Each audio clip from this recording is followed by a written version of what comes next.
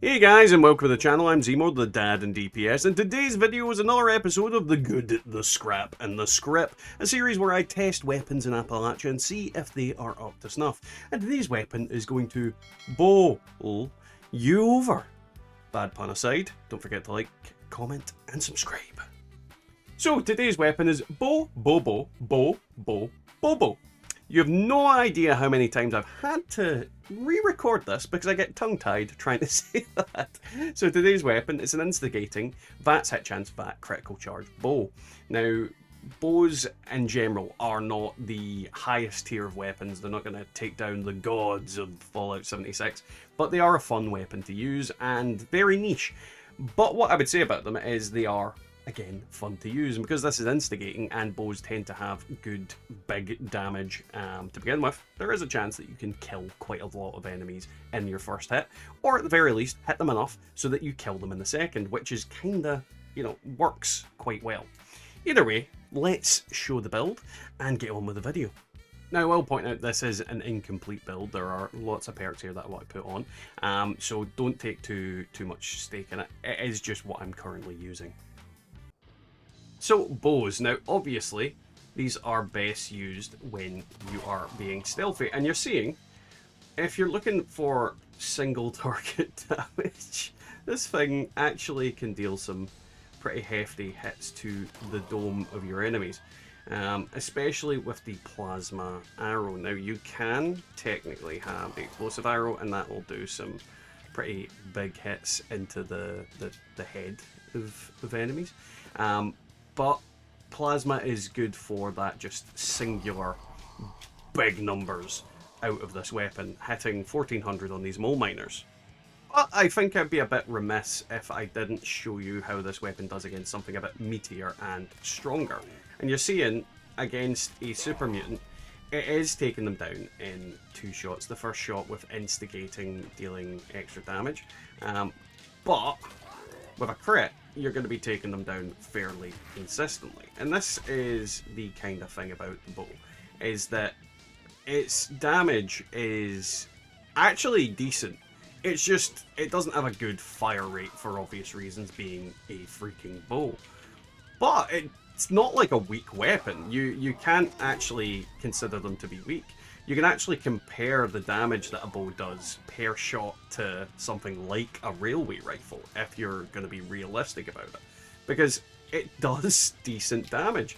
It's just, it doesn't have very much follow-up from it. And that's the great thing about it. If you want a chilled out weapon to roam around the wasteland with, it is definitely something that you can use to kill quite a lot of enemies very, very consistently. Now, this is the part where this weapon ceases to be as good, and that would be in the fact that if you go up against something big like Jeff here, you're seeing, like, I do decent damage on him on that first hit. Second hit, I get a crit. Third hit, we do some decent damage, not as bad. But you're seeing that the weapon isn't as consistently strong as that initial hit. So instigating against Jeff, not the best roll. If we were to use a anti-armor, a juggernaut, say mutants, I think I'd get more value out of it. But at the same time, bows are consistently decent.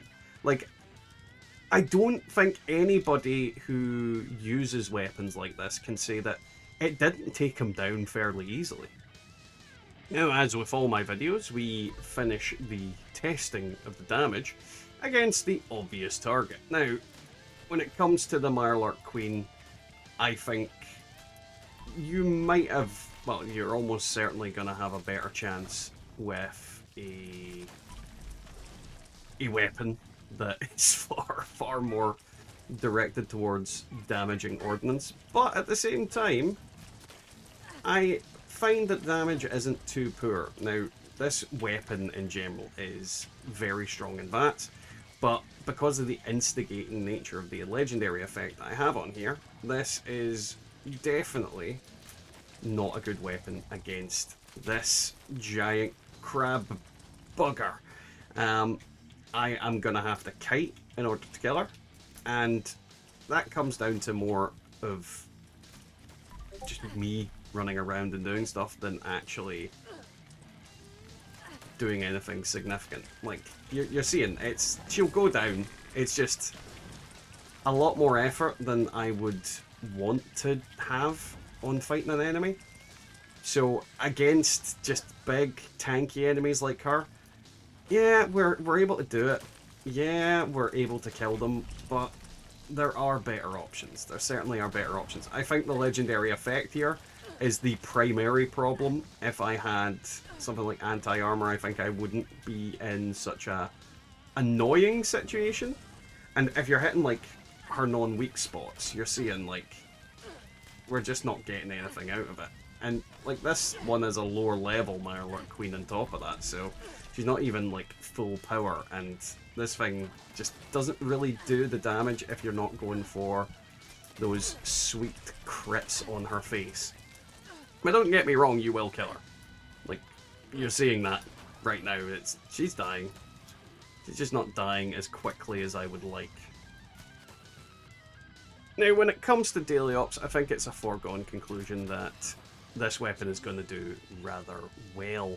Now, if I had more sneak damage, I would be able to absolutely decimate these enemies. So the perk that Covert Expert, is it? Covert, whatever, Covert Operative.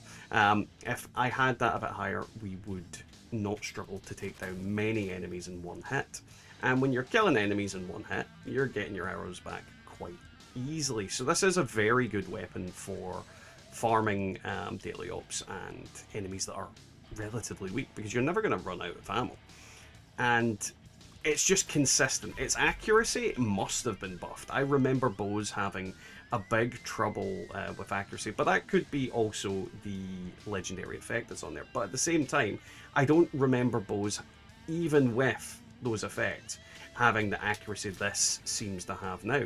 And you're seeing we are just popping them left, right and centre, and if we're not getting them in the first hit, we're certainly getting them in the second. So yeah, it's going to do the job that you need it to in daily ops. So that was today's video, guys, and obviously today's weapon. Now, the downsides of the weapon are fairly clear. If you have to have follow-up attacks, a second, third, fourth attack, then this weapon is not the strongest that you could go for. Against Jeff, it worked quite well because, you know, he's a big fleshy target, but not so much against the Mirelurk Queen. Overall, it is a very effective weapon. It will kill pretty much most of the things you'll point it at, but if you come up against armored targets, you are going to struggle. So against the big boss of the game, you'll still be able to do an okay amount of damage. It's not a god killer, it's not a big boss killer, but you know, you'll be able to get your hits in and get some XP out of it. Either way, guys, if you've enjoyed today's video, don't forget to leave a like, comment and subscribe, and especially leave a comment down below if you would like to see me make a proper bow build and go through, you know, the ins and outs of how to use bows in the most effective way, because it's an interesting idea and I definitely like to play a bit more with bows.